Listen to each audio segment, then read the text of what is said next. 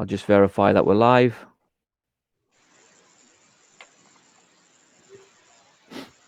Itchy nose. There we go. Let's see. And we are, now live. Okay. Let me just. I always have these problems. All right, then. For those people at home, sorry, before I introduce Gary, I would like to take this opportunity to welcome our other guest in the studio today. We have Stephen Williams. Steve is the co-founder of the Newcastle and Gateshead Black Cats Sunderland supporters branch. Welcome, Steve, and thank you for joining us today. Thank you very much, Degsy. Good afternoon. Good afternoon to you. Oh, it's good morning. Oh, it's still good morning here. It depends where you are. Good morning. It's night here. It's nearly night time. And of course, who's that in the middle there? Gary Bennett. Right, here we go, Gary. I hope you're ready for your introduction. Drum Bennett. roll. You ready? Right, Bennett began his career with his hometown club, Manchester City, where he was part of the youth setup alongside his brother Dave. In 81, he joined Len Ashurst at 3rd Division Cardiff, helping them win promotion in the 82-83 season. Gary would then follow manager Ashurst to Sunderland in July of 1984. Bennett would score on his debut for the club at Roker Park in a 3-1 victory over Southampton, heading past no other than Peter Shilton just after 2 minutes. He would play 443 games in over a decade with Sunderland, ranking 5th for appearances in the club history, managing 26 goals along the way. Bennett would appear in the 1985 Football League Cup final, 1989 playoff final, and the 1992 FA Cup final, becoming the first player to represent Sunderland AFC at Wembley on 3 different occasions. He was voted the club's player of the season for the 1986-87 and 1993-94 seasons, and would be honoured with a testimonial match at Roker Park against Rangers in July of 1993. He left Sunderland in 95 to join Carlisle.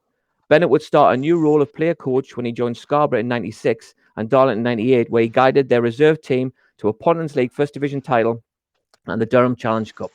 He would later be appointed Darlington manager before joining Borough as an academy coach. Gary is actively involved in campaigns to eliminate racism from football and was one of the first players to participate in the Show Racism the Red Card campaign. He was inducted into the organisation's Hall of Fame in 2004 and has participated at events run by fellow campaign Kick It Out. He is a long-standing supporter and hailed a quiet hero by the Sunderland Community Soup Kitchen. Bennett is a regular on Wearside and follows the lads home and away as co-commentator on BBC Radio Newcastle. Bennett managed 670 plus appearances over a 20-year footballing career. Ladies and gentlemen, Gary Bennett. I told you it was a long introduction. Is that the end of the show? That must be the end of the show, is it? That's not my fault he played that long, man. Good Lord. You know, I was explaining before, Gary, I like to do some research and stuff, and I have spent hours these past week just getting information for today. So anyway, I know one thing though, you have a very busy schedule. So other than the match day commentary with Nick Barnes, can you let the folks at home know what else you've been up to these days? I run a coaching company called Back to Basics, along with ex-professional footballers. We've got Julio Arca, who is involved. He's gone back to Argentina at the present moment. Dean Gordon, ex-Middlesbrough and Crystal Palace. And also Kieran Brady is involved as well. So we do work in schools. We do work at football clubs, grassroots. We work in individuals, one-to-ones. I also coach at the University of Sunderland as well. I've been there for the last 15 years. So, yeah, I've got my hands in one or two things just to keep me ticking over. You certainly have. Well, let's talk about whatever we here for today. Let's talk about your football career. So you started at Manchester City, and as a young player, where did you draw your inspiration from? My inspiration, obviously, when you go back that many years, you see the likes of Pele on the TV.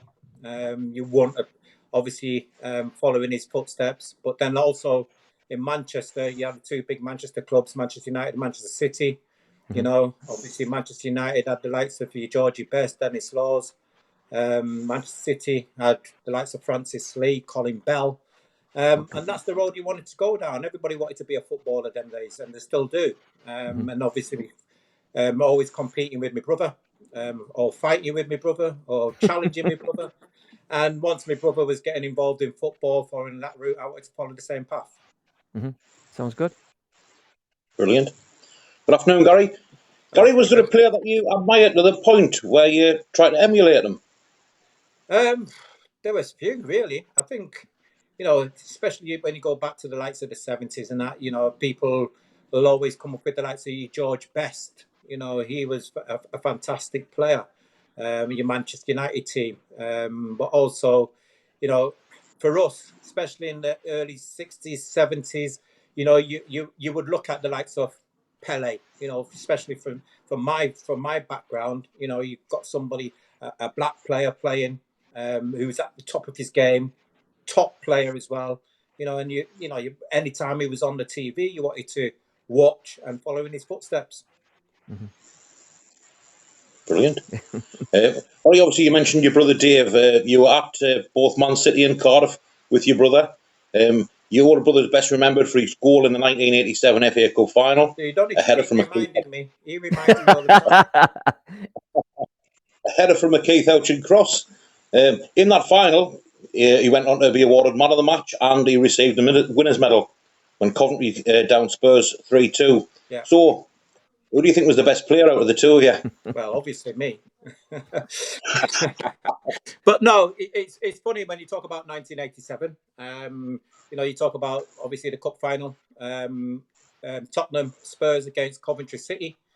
But again, yes, I remember it well, especially with my brother scoring, and again that cross which he made for Keith Elchin to score with a diving header. But one of the biggest reasons why it stands out for me is that I was supposed to go to the game. I couldn't make it to the game because on the Sunday, believe it or not, we were playing Gillingham at Roker Park.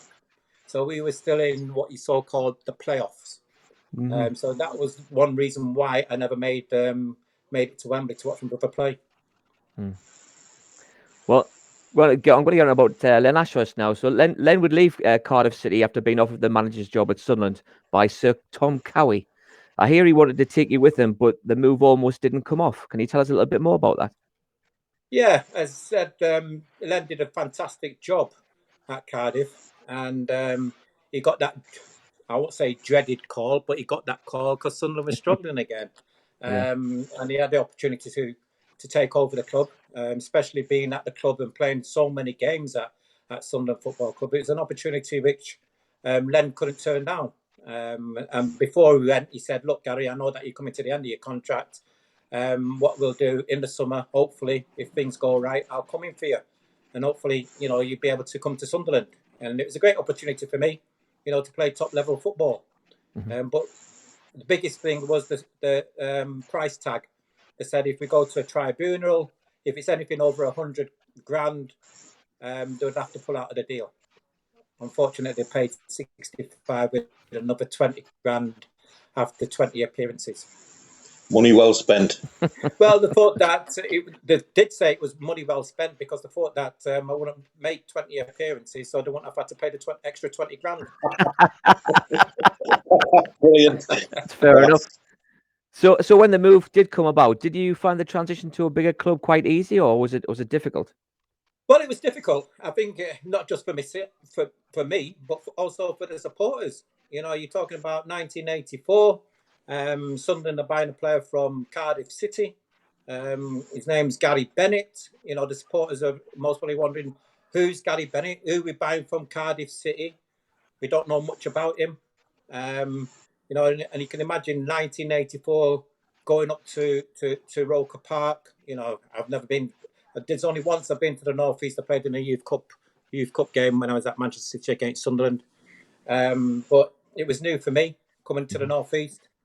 And again, it was new for the supporters and the club because the only black player they had before me was a lad called Rory Gregoire.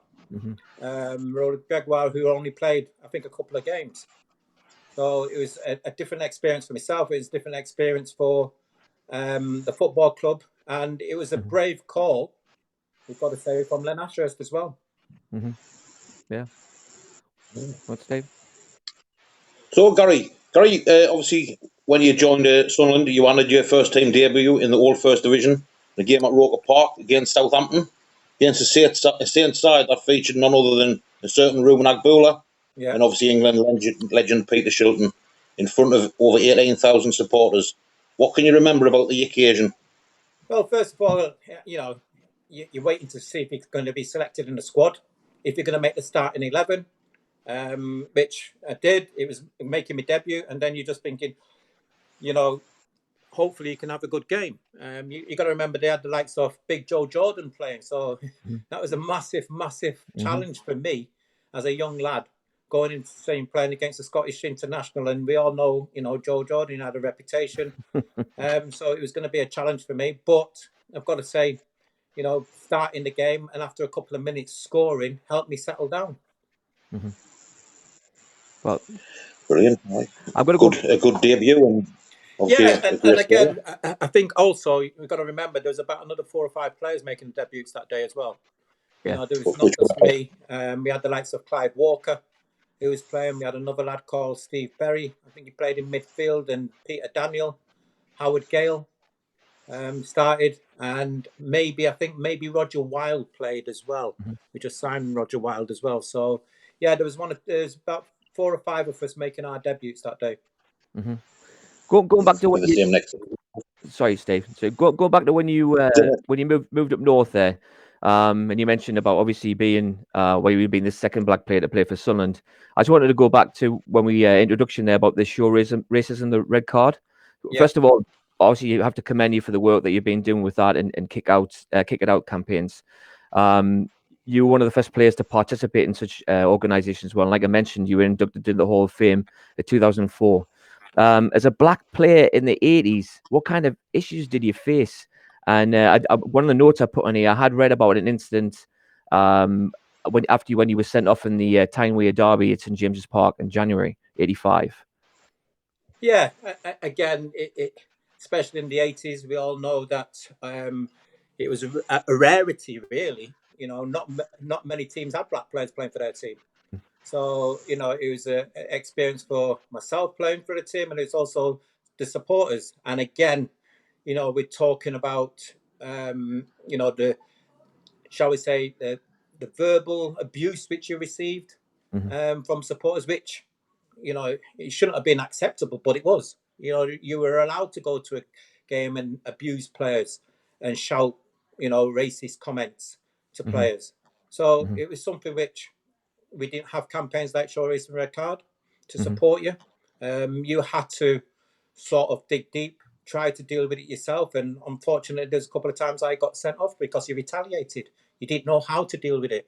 But, you know, I've been involved with Show Racism Red Card now for over 25 years. You know, it's a fantastic charity. And it's all about education.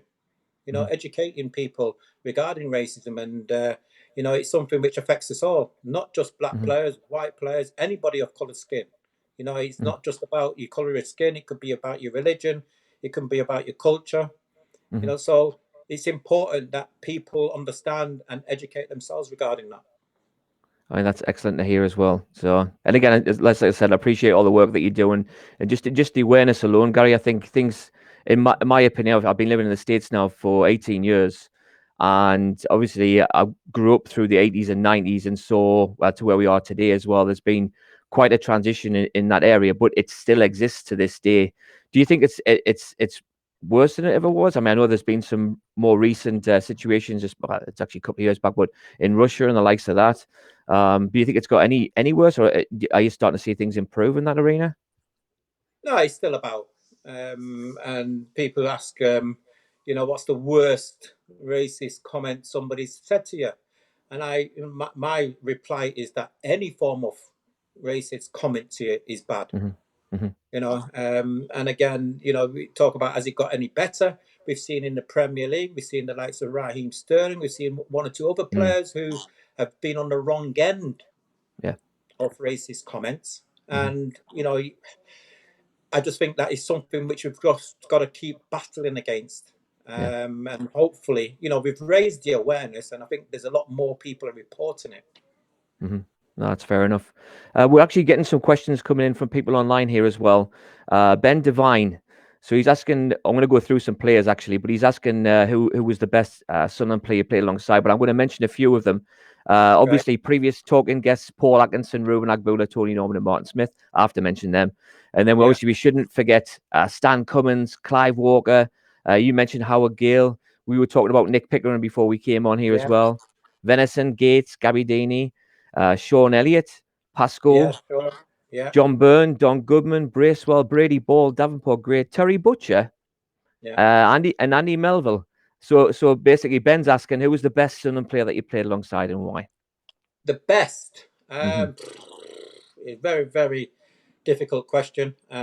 Because especially when you've been at a club for so long, you know, there's certain players in certain eras who played who were excellent. But I think one of the good players, but I didn't play that many games with, who was tremendous talent. I think it was a lot underrated. Was a lad called Sean Elliott.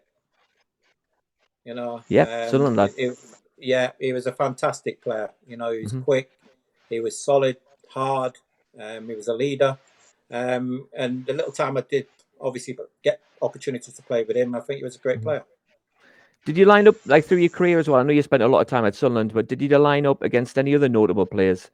That so basically, who was the best overall player you played alongside?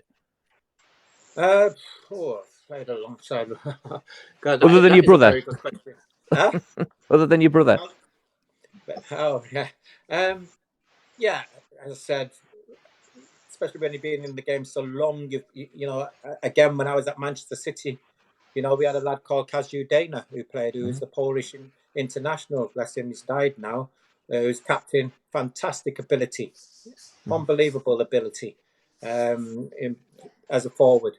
But again, the best I've played alongside.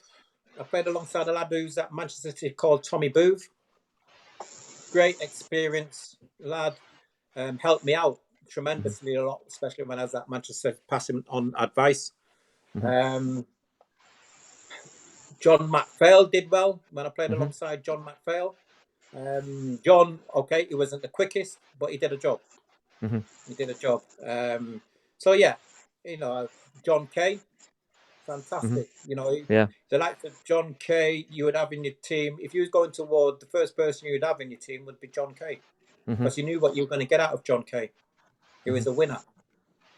It's funny because that's what Tony Norman was saying the other week. He said that it was his favourite player, like the player. You knew exactly what you were going to get every week. Yeah, you knew what you were going to get out of John Kay. And funny enough, off the pitch is the nicest person you'd love to meet. Very, very polite. But the minute you put on a red and white shirt, I tell you, I wouldn't like to play against him. The red and white tractor. He would kick his granny. He probably has. Huh? He's from Chesney Street, isn't he? He probably has. That's right. He wouldn't think twice about it either. Great lad. Great lad. Now, you mentioned, I've just got one other question here. Actually, you mentioned about John McPhail there. We've got a question here from Derek in Oviedo, Florida. And he said, who had the tightest shorts, Gary Bennett or Big John McPhail? Well, do you know what it was? John McPhail wanted to be like me. He tried everything. He tried, as I said, he tried rolling up his shorts, trying to be like me. And then he got to the point where he started going on the sunbeds. And I said, John, you're never going to be like me, no matter how hard. He tried to dress like me the lot. But no, we called him Monty, but John, excellent lad. You know, as I said, he came from York. He came, especially when he was back in '87. Dennis Smith brought him into the club, and you know what you were going to get out of John McPhail. You know, it was nothing flash, but he just done his job. I'm gonna jump in here, Stevie. Just give me a second, because we've got another question from Stephen Meerman in Atlanta. He's asking, who was your favourite centre half pairing? The favourite? Oh, gosh, that's a good one. It depends on how the game went on the day. Richard Ord, good player, excellent, especially left footer. Very talented lad. Played alongside Kevin Ball. He played, and then he ended up in the middle of the park. Gordon Chisholm, another good player when I first come to the football club. Played alongside him. As I said, played alongside Sean, John McPhail, another good player. I would say, again, you know, Sean Elliott for me. Brilliant. Who was the best at penalties, McPhail or Hardiman? Well, I'll get wrong if I didn't say John McPhail. To be fair, he's so calm when he took penalties, John McPhail. In the time I knew him, I think he scored them all. I think he might have only missed one penalty at Sunderland, if that. All right. Sorry, Steve. Excellent. Over to you, mate.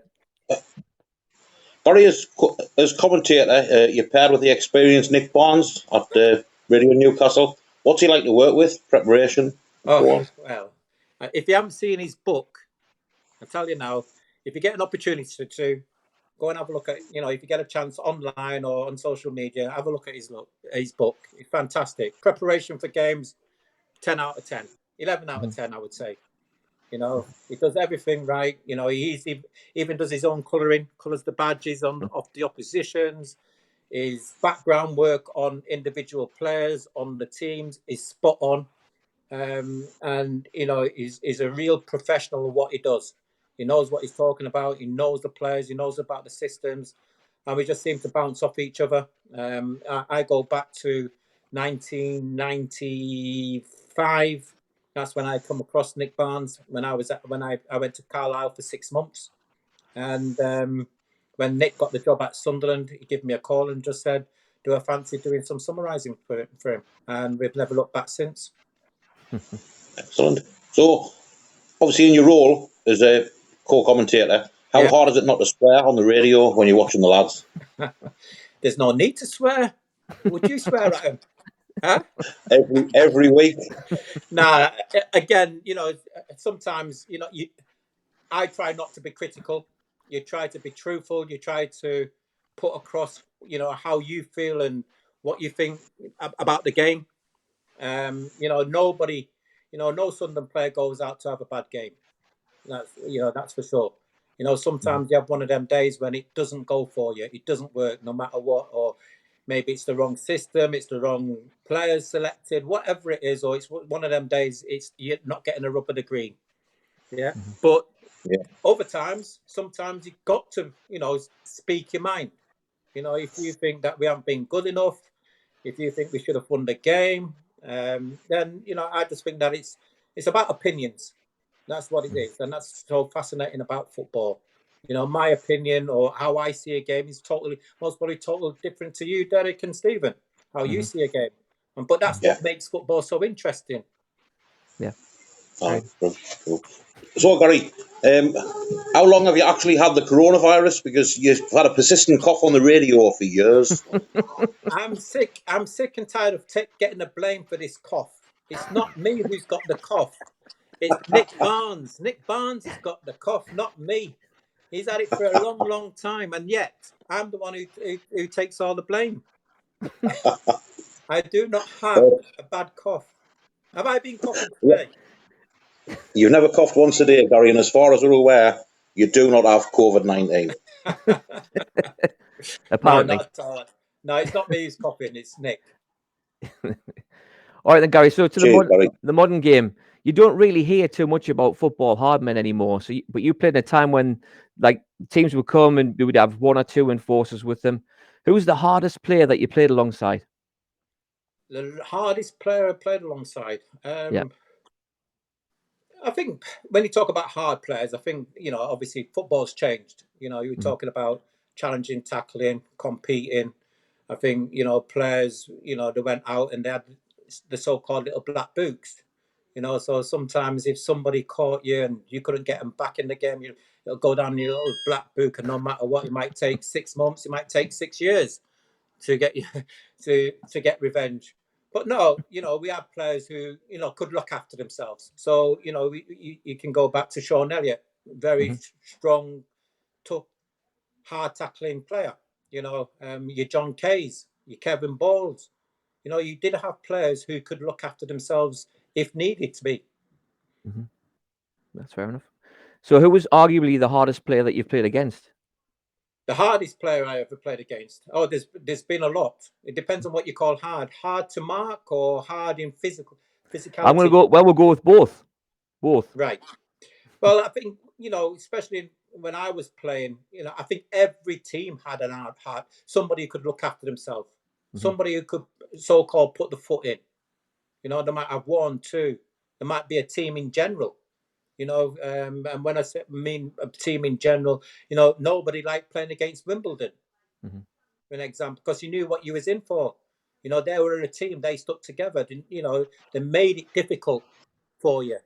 But, you know, if you talk about individuals, I think every team had somebody in their team. You know, so you talk about the old-fashioned centre forwards. You know, I mentioned Joe Jordan when I made my debut for Sunderland. You know, Joe Jordan could look after himself. You know, you play against the likes of Cyril Regis, big, strong player. He could look after himself. Peter With, your Andy Grays. I think every team them days had a centre forward who would so-called put themselves about. But you also had midfield players who would put themselves about as well, who would put the foot in. And that was part and parcel of football.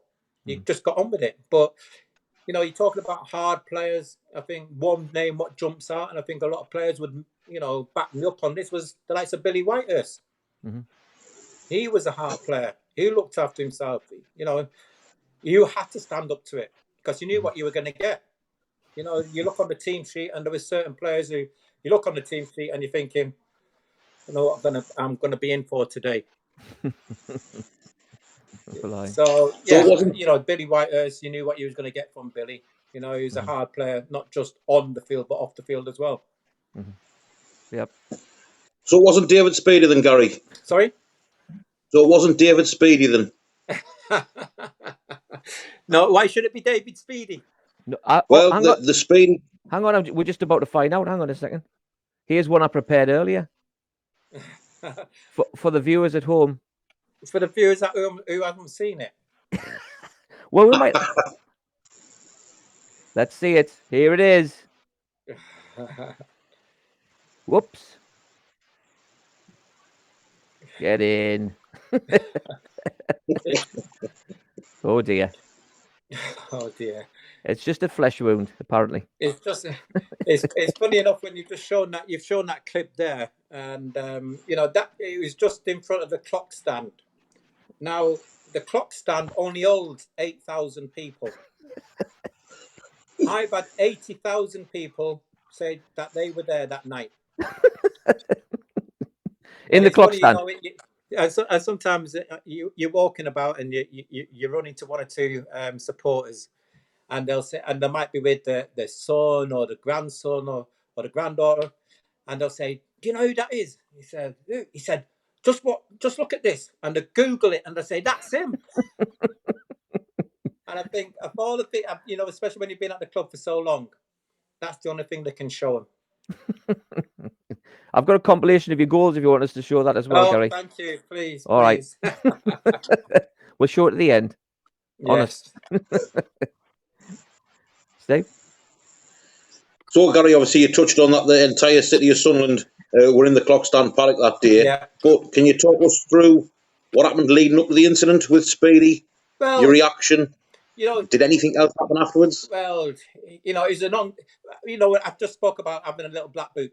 You know, you have certain players who you come up against who, what I say is what you call a so-called pest, and he was one of them. You know, he's one of them. He was a good player. You know, don't take it. No, you can't take that away from him. He's one of them. But he's one of them who worked himself. You knew what he was in for, and you know, it was something which went back to 1984-85 when he was at Chelsea when we played, and it was just been an ongoing battle with him everywhere he went. We'd clash. You know, if he was at Liverpool or Blackburn or Chelsea, I knew that me and him I didn't like him. He didn't like me. As simple as that. But I wasn't going to lose any sleep, and it was something going on all the time. And that incident there, I just come back from an injury. I just passed the fitness test, and he just went over the top, so-called over the top. He's caught me on my knee, and to be fair, I just lost the plot. As simple as that. Did you get him in the tunnel or not? I tried to. To get him in the tunnel. Excellent. But we had an attendant at the tunnel who's been there for years. He's just retired, George Baker. Fantastic bloke, lovely fella. And he sort of guided me back to my own changing rooms, or else I think it would have been a carry on in the tunnel if he nice. never got in between us. Nice. So, like I mentioned at the start there, you've actually played over 670 games and you faced many, many players. Can you tell us who was the best opposing player that you came up against and why? There's a lot of players who have come up against who are very, very good. But funny enough, I just was watching a little clip before of Gary Lineker. And I think people don't realise what a good player he was, especially inside the 18-yard box. And I think, you know, majority of teams in that era had good players, different types of players who could score goals in the 18-yard box, players outside who were strong, powerful, who were quick. But I think the hardest or the best player I come up against, especially when he just come back from the World Cup, was Jurgen Klinsmann. He was flying. We played against Tottenham, and he did give me a rough time. I can imagine. Definitely. Obviously, Gary, you haven't played that many games. You've played at a lot of different places. Yeah. So, about stadium football grounds, what's the worst and the best grounds that you've played in? Oh gosh. I think as a young player or as a player coming to the game, I think one of the places everybody looks forward to is the Theatre of Dreams. Everybody wants to play at Old Trafford. You know, that's something which stands out. But once you start going on from there, I think as a player coming into the game, I think everybody wants to play at the old Wembley when they had the Twin Towers. I was lucky enough, obviously, to play there in 1985 when it held 100,000. You know, that's a fantastic atmosphere and a fantastic ground. But unfortunately, you see now Wembley's being used willy-nilly now. No matter what, you know, it's been used. But at that time, it was used for special occasions. So where did And the worst, Gary? Oh, sorry, Steve. The worst place you've played at? The worst. Ooh. I played at the likes of Wimbledon. Plough That wasn't the best. Was that a Plough Lane? Plough Lane, Well, yes. Yeah. I think most of these clubs' grounds now they've gone. You know, that ground was gone before it was gone, Gary. Because I remember being in the away end, and there was grass growing through the concrete and stuff. Man, it was awful. I think we drew 2-2 that day down. That was like 1991. Yeah, I think so. Yeah, it was awful. It's definitely one of the worst places I've been to. Yeah, it was. Well, I was going to say an old-fashioned ground. It wasn't even an old-fashioned ground. It was one of them where Wimbledon have done tremendously well to get to where they were. Yeah, that's fair. Well, I'm going to ask you. I actually didn't fill this in before, but obviously you scored 20 odd goals for Sunderland. We have a question here from Stephen's ugly brother Paul, who lives in West Palm Beach, Florida, and he said basically we're going to ask Gary what his favorite goal was, but he wants to know what Degsy's and Stevie's favorite Gary Bennett blammers are. So, Steve, do you want to go first? What's your favorite Gary Bennett goal? Pretty obvious one. I was actually with our boys standing right by the full end floodlight when Benno flicked at our Pallister's head and slotted it in the corner in the Roker end. Classic. Man United. I think that might be Gary's as well, but we'll ask him about that in a second. So my favourite was the season before, 4-2 win over Barnsley, and just the intricate play between, I think it was Pascoe, I'm going to bore you now, Pascoe to Ord, to Pascoe to Bennett, and then it was just like a rip, like Paulie said, blammer, absolutely ripped the net open. I normally a full will end that, but that game I was actually in the Roker end, and I could see how it was all building up. I was just hovering, perched, and watched the full thing build up, and that was my favourite goal. And as I was talking to Gary about this earlier, it was like something that you would have on like FIFA. You know what I mean? That you'd master. It was one of those plays. It was absolutely superb. So Gary, you know, we're interviewing you, but what was your favourite goal that you scored?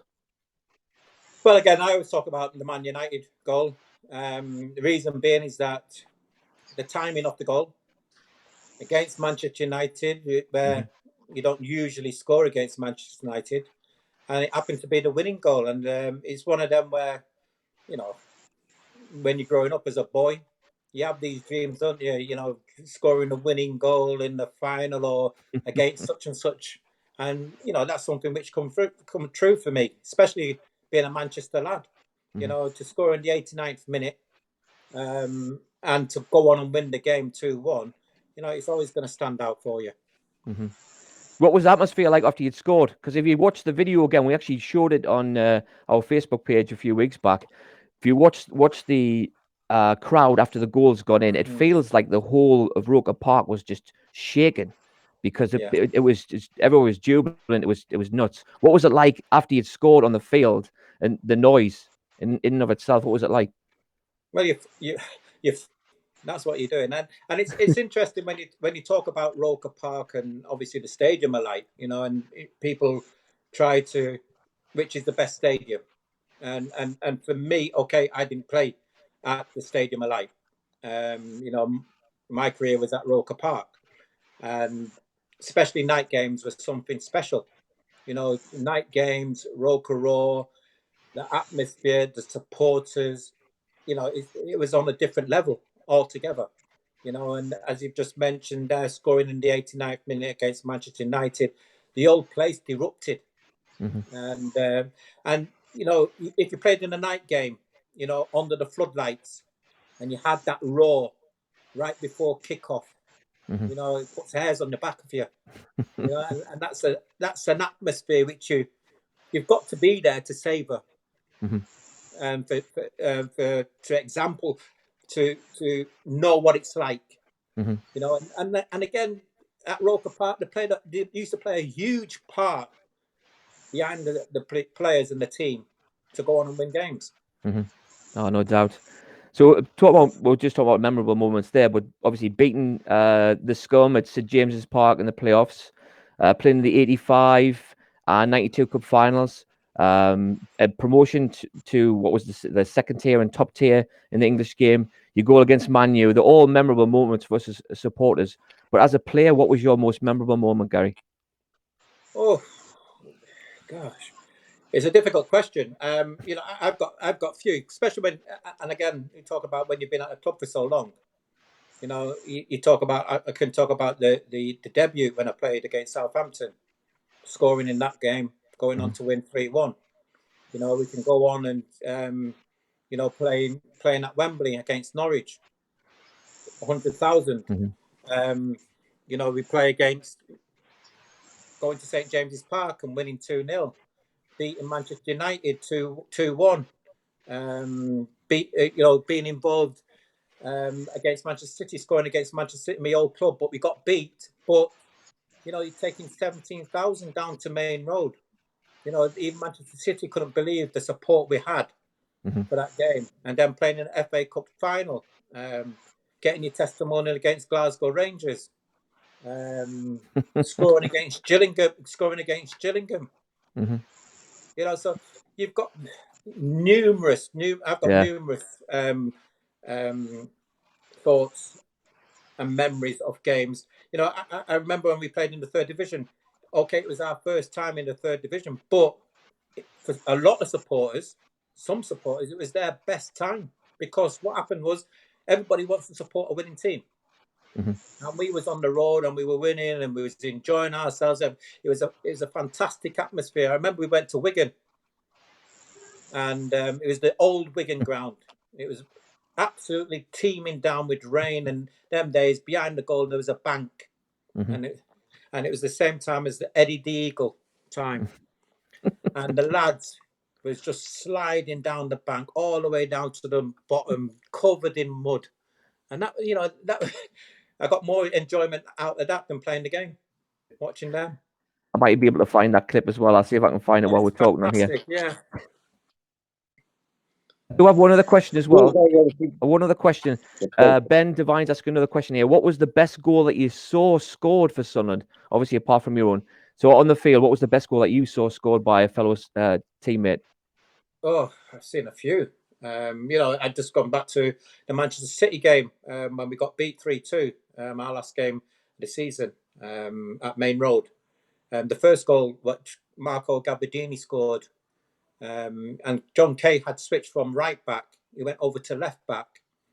and he's made an overlap run. They played the ball in, and he's played it in, and Marco a thumping header. That was an excellent goal.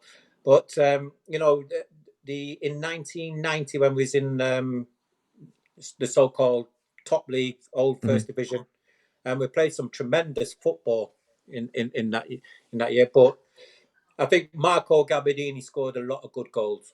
Individual goals, powerful goals. Typical centre forward goals. He was an exciting player when he came to the football club, and he was a player who was unknown, but he would get supporters on the edge of the seats. So I remember a goal specifically against Norwich, first game of the season, where he bent it with the outside of his right foot in the top corner. Yeah. I still remember it. I actually missed it because I was in the toilets. We'd been on the bus and I'd been drinking all the way down. So I missed the goal, unfortunately. I did get to see it when I got home, but anyway. Go on, Stevie.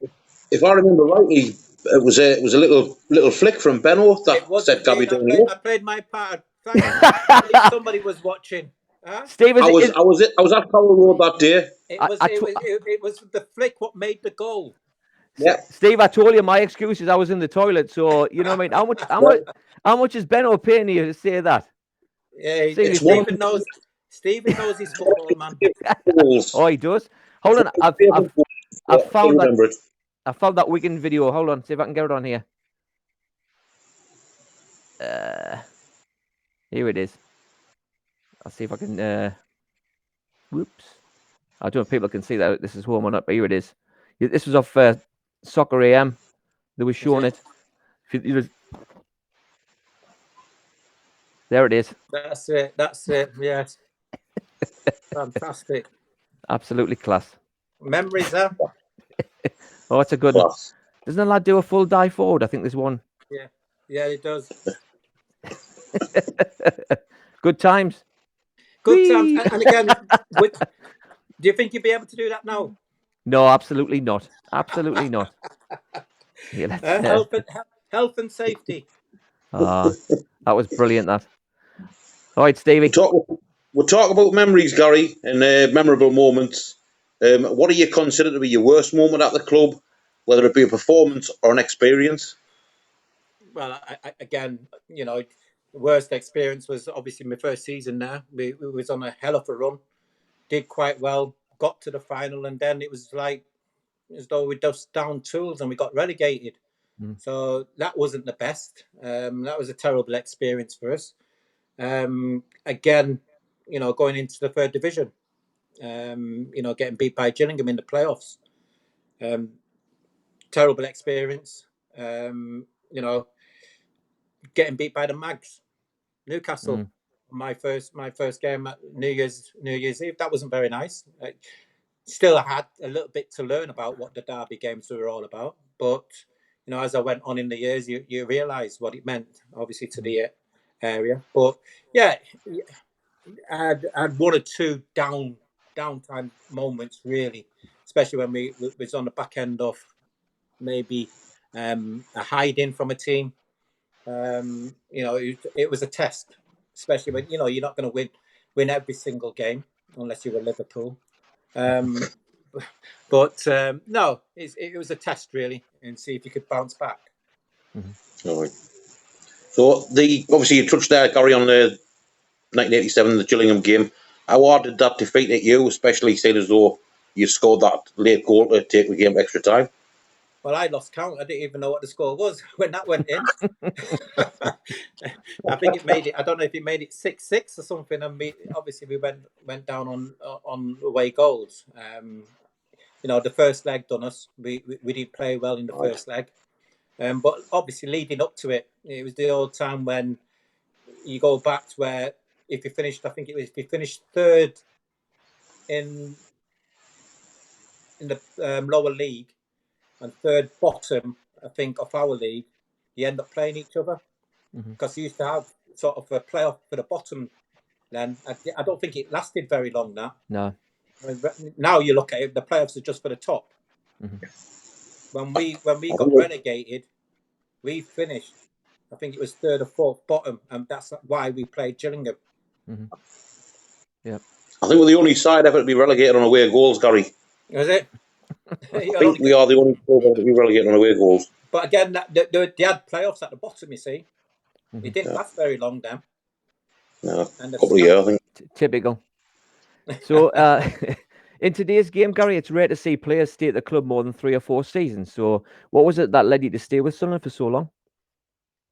Well, I didn't think I was going to stay there more than 20 games, really. But one thing led to another. No, you just take each season as they come. And, you're just thinking, oh, well, I did have a couple of opportunities to move on. It didn't materialise. And there again, did I need to move on? I was happy at the football club. I was made captain of the football club, which was another big honour for me, to be skipper of Sunderland. And it just went on, and then obviously it led to a testimonial at the football club as well. Now, would you be allowed to stay at a football club for 10 years? You would have to be performing week in, week out, season after season to do that, because I think now, if you talk to supporters or you listen to supporters, they like to have change. And if you're at a football club for 3 or 4 years, unless you're producing the goods season after season, then the supporters will be saying that it's about time he moved on. He's getting on a bit. He's not doing it. So sometimes the supporters want change. Sometimes the supporters want the club to freshen things up. No, it's true. So we actually had a question here from Michael Little, which I think he's back in Sunderland, and ties in with something that we were going to ask. So you've worked with the likes of Len Ashurst, Laurie McMenemy, Bob Stokoe, Dennis Smith, Malcolm Crosby, and then Terry Butcher, Buxton, and Peter Reid for a little bit. Yes. And Mick Bosworth. So who was the best manager that you've played under and why? I always say the best manager is the one who selects you, who picks you every week. So all of them then. the ones who don't pick you don't get on with, you know what I mean, or you fall out with. So they're not. But no, again, from every manager, you learn a little bit. They have their own, shall we say, their own methods. Len, I knew Len from my Cardiff days, and sometimes that could put added pressure on you. Because you're thinking, Len's come from Cardiff. He's brought me in from Cardiff, and straight away people are thinking, oh, he's the manager's pet. He might be the ears for Len Ashurst in the changing room. So you've got to go in and, you've got to be a player who they respect. And the only way that's going to happen is by performing week in, week out on the football pitch. But if you look at the managers, Dennis Smith got on really, really well with Dennis. Even Laurie McMenemy, when he came to the football club, even though he's not well liked here, but at the time, if you go back, he was a manager who, at the time, the Sunderland supporters wanted. Unfortunately, it didn't work out for him. We struggled. But at the time, we thought he was the Messiah. He was going to turn things round. He was going to get us into Europe. He was going to do all sorts. He was going to take us out of the league, which he did do. But no, and they all had different things. They had different tools. As I said, you had your Len Ashurst, had fantastic experience to play under Bob Stokoe for a little while. The only thing with Bob Stokoe was that he used to keep getting my name wrong. He used to call me Gordon Bennett. He used to get me and Gordon mixed up. So you had Gordon Armstrong. He used to call me Gordon Bennett. But no, as I said, Bob, fantastic fella. Excellent. And then they ended up playing under Peter Reid before I left. And to be fair, I could have stayed at the football club. I still had the remainder of my contract there, but I got an opportunity to move to Carlisle, and I took it up, and it's the best move I made. Oh yeah, I'm sure. So, why do you think Dennis Smith was able to pull the club around, and what do you think set him aside from other managers? Well, I think straight away when Dennis Smith came into the football club, I think if you remember his first interview, he was positive. he said he's going to get this club back to where it needs to be. And if he didn't get the club back to where it needs to be, then there's no way he was going to accept the bonus, because obviously he was going to get a bonus for getting us promoted. So he took that on board. His assistant, Viv Busby, fantastic coach. But also what was good about Dennis is that he brought players in. He knew the division, and he brought players in who made us better. So, you talk about Marco Gabardini. Nobody knew about Marco Gabardini. Dennis Smith knew him because he knew him from York. Yeah. So he put his trust in him. John McPhails came to the club. Your John Kays came to the club. So, Dennis knew, or he had a good scouting system, shall we say, who knew the players, what would, shall we say, benefit the team. No, that's fair. That's fair. Fair dues. Gary, you dabbled in management yourself a little bit, taking the helm at Darlington. And from a win perspective... I thought I was fantastic. Just didn't give me enough time. Well, Gary, from a win percentage perspective, when you compare your record at Darlow to the following manager at Sunderland, you come out ahead of Steve Bruce, Sam Allardyce, Dick Advocat and Alan Durbin. Yeah. So, do you ever fancy getting back into management side at a professional level? Not at this point. I'm grey as it is. No, you say grey or great? Grey. But no, again, I went to Darlington as a player coach under a good friend of mine, David Hodgson, fantastic fella, great friend of mine. I speak to him most weeks. I went there as player coach, and David had enough and decided to, shall we say, pack in, have a little bit of a break. And I had the opportunity to take the club over. George Reynolds approached me, said, would I fancy it? And it was a great experience for me to go in as a manager, a black manager as well at the time, to get the experience to manage in the league. I enjoyed every single minute of it. But unfortunately, it's like everything else. When you're in a job, people are after your jobs. And he was in the process of building a new stadium. And you're always going to have people who said that they could do a better job than you. Fair dues. So, Gary, obviously, working under George Reynolds, was he the con man everyone made him out to be? Georgie. No, very interesting fella. Very interesting fella.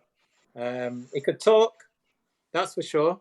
But no, I got on really, really well with George. I still speak to George now. And I learnt a lot from George. He's coming to the football game. And like most owners, it's something new, isn't it? When they come into football, they can't believe what goes on and how it actually works, the logistics of it. Well, I'm going to go back now and have a look at your Sunderland days here. So you've played at Sunderland. Played for Sunderland at Wembley 3 times. Which one was your favourite occasion? And then what memories do you have of that day? Which one was my favourite occasion? Playing at Wembley full stop is a fantastic occasion, not just for myself, but for the supporters, the football club, your family, your friends. It's a great day out. We all know as supporters, when you go there, you make a weekend of it. Getting there, playing in the League Cup in '85, in front of 100,000, excellent. Unfortunately, we didn't win the game. People blame David Corner for not kicking the ball out. The ball come back off Gordon Chisholm, goes in. We miss a penalty. It just weren't to be. And then we played in 1990 in the playoffs. To be fair, you got to give credit to Swindon. They were the better team today. We didn't turn up. Tony Norman was amazing that day. He was fantastic, man of the match, yeah. Tony. Yeah. I've just done a piece on that 1990, and we would have been beaten about 3 or 4 easy. We just couldn't get going that day. Yeah.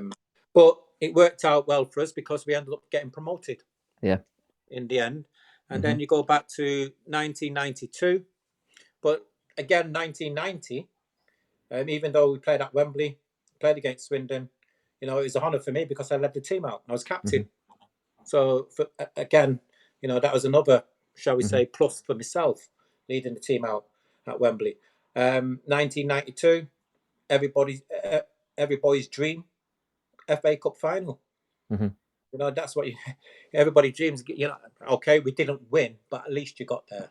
And you know, okay, the FA Cup's changed a little bit, but as a boy growing up, he was one of them on a Saturday when it was FA Cup day. He was sat in front of the TV from about 11 o'clock, watching the players build up, leaving the hotel, traveling on the bus, getting there, and you know, fantastic occasion. Without a doubt. So let's talk about the current Sunderland team, then, Gary. So which of the current Sunderland squad do you enjoy watching? Is there any players in the team that stand out for you right now? I think that obviously the player who jumps out at you is the lad Luke O'Nien. You know, I think everything what he does, everything about him, you know, the way he expresses himself, he looks as though he enjoys playing football. He's very likable, sociable. He gets on well with the supporters. And again, I think he's one of them players who you know what you're going to get out of him. Now, I think the question is, what's his best position? Because he came to the football club as an attacking midfield player. Yeah. He's ended up playing right back. He's earned the right to play right back. That's his position. And he's been a tremendous asset to Sunderland Football Club. Now, I would be able to keep hold of him. I would imagine one or two other clubs will obviously have an eye on him because he's a player who is full of enthusiasm, energy, loves the game. You can see that, and he gives 100%. Yeah, no, without a doubt. I had it. What about some of the? Is there any opposing players that have stood out for you that have been, you know, over the past couple of seasons who we should be like looking to scout maybe? All of them. No. Again, you know, you look at obviously you look at Coventry, but again, you look at Coventry. They've done well. You know, they're at the top of the league. You know, Mark Robbins has done well. He's put a team together, and they've got a pattern of play. They understand each other, and I think that's something which obviously Sunderland need to be looking at. You know, straight away when you mention Sunderland or you speak to supporters, the first thing what you'll be saying is we need pace in the team. We need some presence in the team. You need some leadership in the team. You need a pattern of play in the team. You know, at times I don't think, you know, over the last, I don't know if it's because of we've had so many changes, not just on the field, but off the field as well. We just need a template. I think we need a template. We need to know what type of player we need for the football club. I think we need a style of play, a pattern of play at least, so we know. And hopefully, if we can get that on board, then I think we can go forward. Yeah. Speaking of moving forward, Gary, what's your opinion on about the current state of the club? Oh, well, where do you start? You know, how far do you want to go back? You know, we can go back 4 or 5 years. And I think if you're like me and you come back and after each end of the season, you keep saying it can't get any worse. How many times have you heard that? It can't get any worse. And every year. Yeah, and you know, we've been, shall we say, on the brink of relegation. You know, before we obviously got relegated into the Championship, you know, when we was in the Premier League, we was on the brink for the last 3 or 4 seasons. And we kept saying, you know, we can't be in this position again. We can't be in this position again. You know, we had the luck. We got out of it. But then finally, you know, it got to the point where even the supporters were saying it might do us the world of good if we got relegated. You know, then we might be able to restock and then come back again stronger. So, you know, the supporters were split, shall we say? Yes, I think we should be get relegated and then we can rebuild. And some would say, no, it's not going to be that easy. You know, and no matter what level you play at, I think supporters would like to see a winning team. If you've got a winning team, no matter what level you're playing at, the supporters are going to be enjoying the football. They're going to be coming week in, week out. If you're losing week in, week out, unfortunately, you don't look forward to every game. It's tough, isn't it? Because it becomes tough. And once, we talk about habits. Winning games is a good habit to have. Yeah. Losing games is a bad habit. And when you start losing games and you get into that, it's very, very difficult for you to get out of, because you've got a losing mentality. Yeah. And unfortunately, with Sunderland, that's how we've gone. And I go back for the last 4 or 5 years, we talk about the mentality, not just of the players, but maybe of the football club itself. And okay, we're going to get out of it. We're going to get out of it. There comes a time when you're not going to get out of it. And that's what's happened. We get relegated into the Championship. And what happens when you get into the Championship? Maybe you take it for granted. Oh, people saying, we're going to bounce straight back. Yeah. What gives you the right to think that you're going to bounce straight back? Because you're Sunderland Football Club. And because of that, and then all of a sudden, you get into a bad run. You get into a bad position. And then when you get into a bad position, you're thinking you're going to click your fingers and you're going to come out of it. It doesn't happen. It doesn't work like that. You've got to work at it. And then you find yourself in that situation. What happens? You get relegated.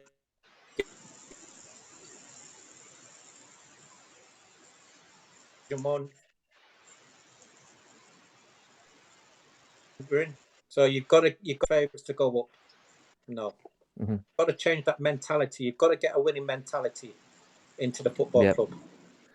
What about, can I ask you about the current owners and stuff? Do you want to talk about that, or do you want to? Yeah. No. Yeah. What do you think? But what's our best way forward here now, taking into consideration everything that's gone on the past couple of years since the new lads come in and took over the club, and obviously where we're at, and how do you think we're going to get out of this position? Well, I think, Stuart and Charlie have taken over the football club. They've seen something there where they're thinking, yes, if we can get it right, and again, if they can get it right, this club can go on. But it's not just off the field; it's on the field. It's got to get right as well. You've got to do it as a group. Yeah. And yes, Stuart's trying to get the supporters together. Great, but if you're not getting results on the pitch, then unfortunately, things starts to backfire. And again, you look back. Okay, we drew too many games in the first season that were here. Get beat in the playoff final. So you're thinking, right? Can we put it right in the following season? And it's all ifs and buts. Yeah. You can go back to, should we have sold Josh Madger? No. People would, at the time, yes, in hindsight, they're saying Yeah. no. Yeah. But at the time, there was a lot of people who were saying, yes, sell him. We'll get somebody else. He's too young, or he's too greedy, or he's not going to do it. Because you've got to remember, when he first broke into the team, people were saying, he can't continue doing what he's doing. He's going to have a drop in form. We can cope without him.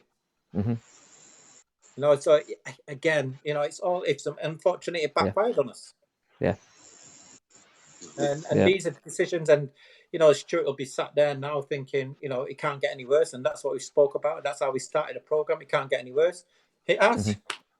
Who would have thought that we would be in this position? Not just in football terms, but because COVID. Yep. Coronavirus is hit us. Who would have thought it was going to be there? Now, that's going to have a big say on football clubs. Yeah. Financially. Yeah. When the supporters are going to get back behind into grounds. When is football going to get back to, shall we say, normal? If we can get back to being normal. Yeah. Everybody's going to look at the budgets. Would we be able to get into this position again? Or if this position arises, how do we handle it? Yeah. So there's a lot of things which they're going to look at. They're talking about capping the wages. Yep. It's not, you said before that you look at the potential implications for the other teams within our division. Ben asked a question about, should we just finish the league, now as is, or play on when it's safe to do so? So basically, do we just finish this season full stop? And what's your opinion on that? Because I think you mentioned before, I mean, just thinking about the financial implications for some of the smaller, well, not just some of the small clubs, even for the likes of Sunderland. There's obviously a lot of contracts are expiring, and it's and again, it's suppose it's from Sunderland's point position. I would say a majority of supporters would say just finish the season. Could we go into a playoff between 8 or 10 teams? Would that work? Would the finances be there? You look at points per game. If it's points per game, Sunderland would miss out. Yep. But then you look at it, Wickham, where they are in 8th, will end up being 3rd. Yeah. And they'll go up. And then you look at the likes of at the bottom, Tranmere will get relegated. Yeah. Now, is that fair on Tranmere? And again, if you void the season, then what about Coventry? Yeah. It's not their fault. They're putting themselves in a position. They've been on a good run. They've been winning games. They've earned the right to be top of the league. Yeah. So why should they suffer? No, I agree. There's so many right and wrong decisions that can be made, and again, varying degrees of impact across the board for a magnitude of clubs. Yes, Derek, and I think one thing for sure, I think there'll be 1 or 2 court cases coming out of it. Oh yeah, yeah. I don't doubt that. Again, it's very difficult, and again, it'll be difficult for whoever's sitting on the panel to make the right decision. Whatever decision they're going to make, it's not going to please everybody. I think and correct me if I'm wrong, I think is it Doncaster who's got 2 games in hand over us, and again, if they won both of those games in hand, they would go above us in the league. So I think they're in maybe 10th or something like that. So there's this variable there that exists. There's going to be a lot of people pissed off with however it ends. How would you want to end it? Personally, I'd like to see them play it out, and behind closed doors, maybe even start the next, like the 2020-21 season off a little bit later. Right. So that we actually, so when it's safe to do so, and then that way at least it's fair to the club. But then again, as I said, there's the financial implications. I know that there's been an appeal to the FA or the PFA as well to try and get some additional cash or resources, for testing and that kind of thing to actually help the lower club. I don't think that, and I think it was a tongue-in-cheek suggestion that the Premier League actually got involved and helped out like further down the chain. So it would be nice if it came together, because I know we can talk for hours about the inception of the Premier League, but it's since that came to fruition, there's been a lot of changes financially across the entire pyramid. So would they be willing to actually help facilitate those clubs lower down? It would be nice.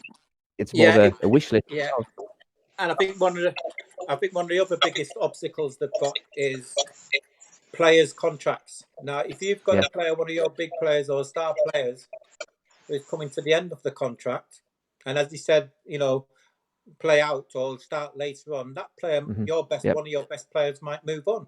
Yeah. How do you continue financing that player as well? If he's coming to the end of the contract, would you continue paying for him for the next 2 months with knowing that he's going to leave?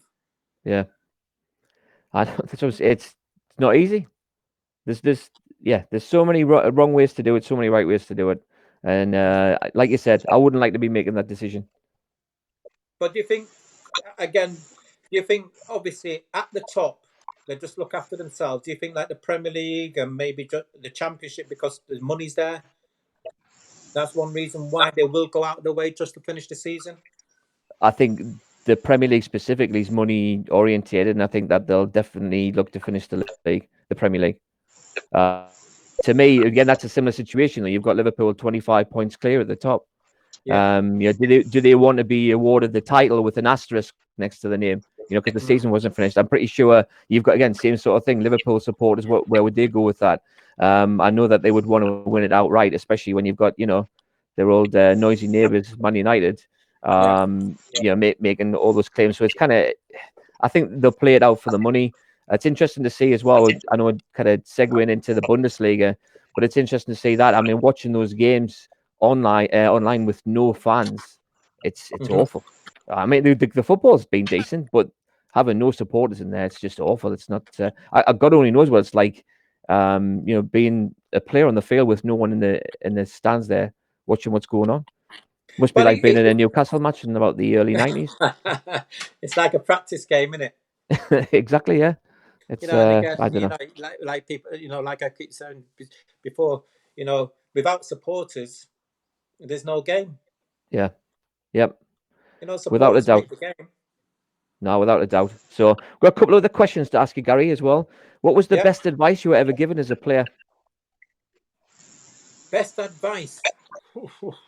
I think, again, there's certain managers who spoke to you. And I think basically it's just to go out and give 100%. That's all you can ask. That's all you can do. If you come off that pitch and you've given 100%, you can't ask for any more. Sometimes it doesn't work for you, but as long as you so-called put in a shift, at least they can see that you're working hard. And again, that's all you're asking for players to do. For sure. That's all you're asking. Give 100%, and sometimes that 100% might not be good enough. And then you just hold your hands up and just walk away. Oh, fair enough. No, fair enough. Gary, what's your proudest moment as a footballer? Proudest moment as a footballer?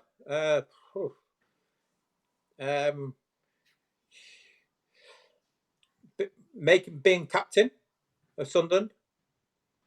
You always, for me, I always try to set targets. As a player, as a person coming into the game, you want to establish yourself. You want to make it. You want to make it into the first team. Once you make it into the first team, you want to be. You want to make a name for yourself. You want to go on from there and then try to play at the highest level, and then get the respect. I think one thing, get respect of not just supporters, managers, clubs, oppositions, and again, people who respect you and said, "Oh, by the way, I know that what you're all about. At least you were a good player. You did this, you did that." Being captain of Sunderland Football Club, fantastic honour. So you want to go on from there and thrive and be a leader. So you just keep setting your targets. Yeah. So outside of football, what do you think is your biggest accomplishment, Gary? Biggest accomplishment? Getting married, staying married. Oh, look at that. Is your lass there? Is she there? No, she's not. No, not at all. But no, listen.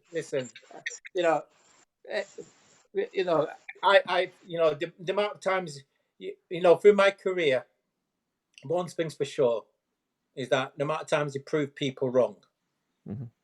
Yeah, and for me, as I said, being married, I'm 30 years next year for me, which is for a footballer, that is a gold medal, by the way. But you have people, and who say, "Oh, it won't last. It won't last," and it's good that I like to prove people wrong.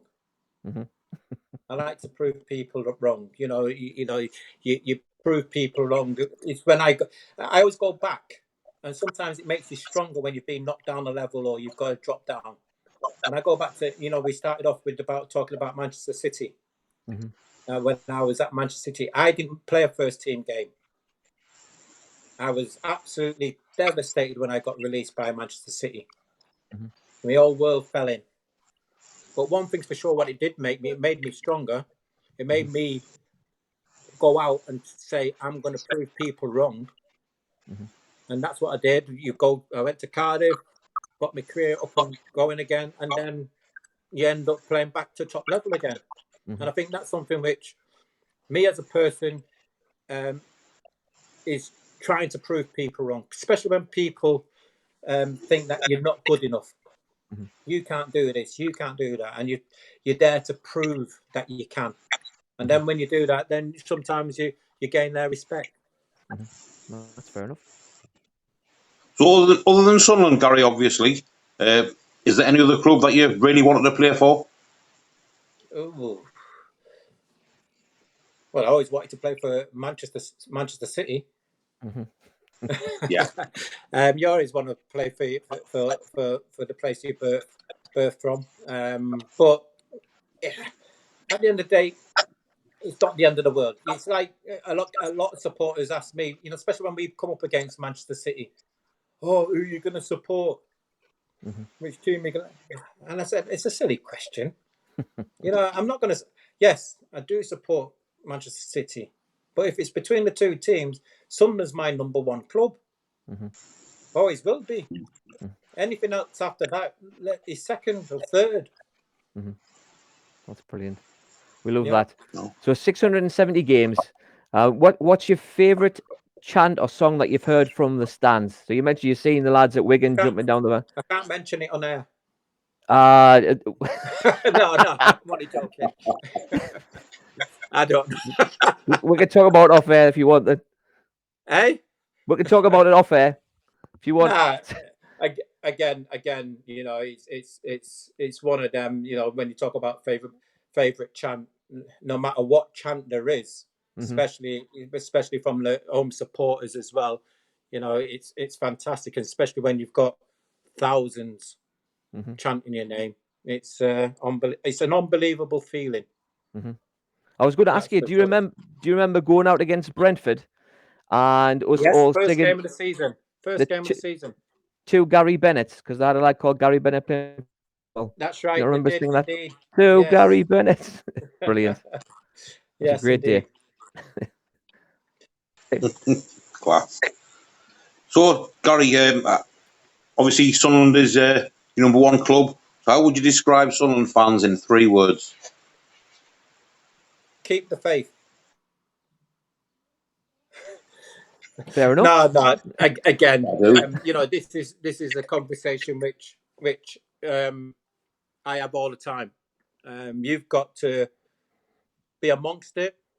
You've got to sample it. You've got to feel it. You've got to be there to understand what it means. And you speak to other clubs or other players, and you've got to say majority of clubs, a lot of clubs, are nowhere near Sunderland. And I think you realise that, and a lot of the opponents realise that when we go and play at the opponent's ground. Yeah. Because definitely. when we turn up, it's like Christmas for them, because they're thinking they couldn't believe how many supporters turn up. And you're thinking, oh, we're going to take 10,000 down today, and you're thinking, nah, they won't bring 10,000, and they can't believe it when they do turn up. Every away opponent enjoys Sunderland coming to their ground or coming to their city or town. It's nice and you've to got hear. to be amongst it and sample it to understand, and fantastic supporters. Without a doubt. Aye. So, Gary, obviously, speaking of supporters, and in your current role as a co-commentator, have you ever went to a Sunderland game as a supporter other than being a pundit? Oh, I've been to a few. Well, I remember when we back in 1984, we played Watford away in the cup. It was absolutely freezing night. I think was it Clive Walker scored away? I'll find out. I think it was it Clive Walker? We beat him in the cup, in the League Cup, 1984. On our way to, was it? I think it might have been a replay. I think Clive scored. I went down to that one. I've been to numerous games as a supporter. Went to the playoffs when we got beat on penalties. Obviously, the famous Mickey Gray missed penalty. Been to Wimbledon the last game of the season when we played Wimbledon. Yes, I've been to numerous games as a supporter. the games you mentioned there, Gary, you seem to have gone to the ones that we never turn up in. Yes, indeed. Yes, indeed. But no, great. It's great. And again, you know, it's great when you meet up with the supporters going into the game as well. Fantastic. Just for confirmation, Gary, it was Clive Walker that scored in the 51st minute. Was it 50? Well, I was going to say the time as well, but I didn't want to do that. So what's your funniest incident as a Sunderland player? Funniest incident? Incident, not accident. I've had loads of funny incidents. I tell you what, one of the funniest ones was we played Leicester, and the ball broke, and John Kay, obviously, you know what John Kay is like. He loved the tackle, and the ball was there, and he's gone in for the tackle, and somehow the opposition player caught him. He got up, he lost his head, he got up, and he grabbed hold of. Before he grabbed hold of the player, he grabbed hold of the referee around the neck. Oh, good Lord. But that's typical of Kay's. And again, I always, you know, there's a great picture of John Kay when he went into another collision. I think he was playing Birmingham. And I think he'd just come back. He broke his leg. And he collision and they caught him and he broke his leg again and the stretcher come on. Mm-hmm. They've got him on the stretcher. And instead of just lying down there in pain or whatever, he sat up and pretending that he was on a canoe, rowing himself. That was brilliant. You know, but that's just typical of John Kay. But That's you know, quite a character. You talk about characters. When I was playing, and in my days, and before me, and even a little bit after me, there was characters in the game. There was loads. Every team had a character. They had more than one or two characters, and I think you look back now, and sometimes you miss that. There's no characters in the game now, and it's not just players, referees, and people like that. You know, I think that sometimes that's missing. Yeah. Well, we're talking about a character. There's a lady, Sylvia Gibson's asked a question. Basically, with Lee Cattermole being released now from his club, would you have him back at Sunderland? The thing is, could we afford him? I think, no, current position. I think you know what you're going to get out of Lee Cattermole. Yeah. You know, if you can get him fit, then you know you look back on this season. Maybe we could have done with a Lee Cattermole. We could do with a Lee Cattermole. Okay, he wasn't the quickest, but he was a winner. And I think that's sometimes what we've been missing, somebody leadership to drive the team on. Yep, that's fair. Like, Stevie, have you got any other questions for Gary? No, I'd just like to say thanks for having us, and thank you, Gary. Gary, is there anything else? Thank you for having me. Sorry? Is there anything else you'd like to add? No, not at all. I've enjoyed it. It's been. I've got my full closing speech here as well. It's not going to be as long as the introduction, so you're all right. Are you sure? Like Do you want a drum roll? If you want, mate, I'll give it some of that. I'd like to thank Gary for his time and service to the club and for the work that you've done and continue to do with show races and the red card. I'd like to thank Steve Williams from the Newcastle and Gateshead branch, as well as everybody tuning in at home. I'd also like to remind everybody that we have Paul Lemon scheduled for next week's talking. Those that don't remember Jack, he made over 100 appearances for the Black Cats in the mid to late 80s. So looking forward to chatting with him. Gary, Steve, thanks very much again. Thank you. Stay well. Stay safe. Stay safe. Keep the faith. Thanks, lads. Excellent. Take care. Thanks a lot. Bye-bye. Bye.